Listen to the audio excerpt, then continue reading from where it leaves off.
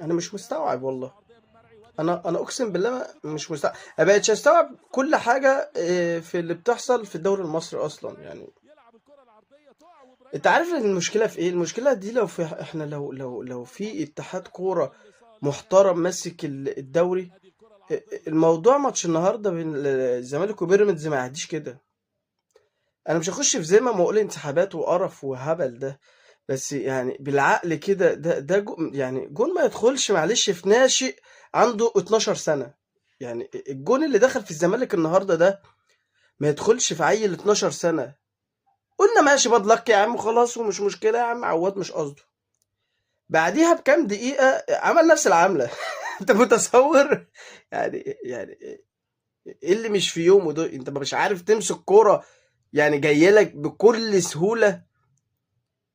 خلاص قلنا بدلك. الكرة التانية برضو بدلك، يعني ازاي يعني؟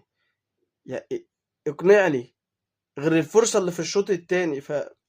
انا ما توقعتش من عواد كده، لانه راجل محترم جدا يعني، حتى راجل مالوش في الفتنة ولا الألفاظ ولا التصريحات اللي بتربي تعصب ما بين الجمهورين. بس حقيقي انا مش مصدق ان الزمالك ممكن يعمل اللي هو عمله ده. احنا لو هنيجي نتكلم على ارض الواقع، بيراميدز اقوى من الزمالك 15 16 مرة. يعني كده كده الزمالك يتهزم، بس الفكرة في شخصية الزمالك انه نادي كبير ما تهزمش بسهولة. انما انت لو هتيجي تتكلم في فريق كبير وشخصية كبيرة، المفروض لا، الزمالك ما تهزمش بسهولة. مفيش الكلام ده. حقيقة انا مستغرب اللي حصل في الماتش. غريب.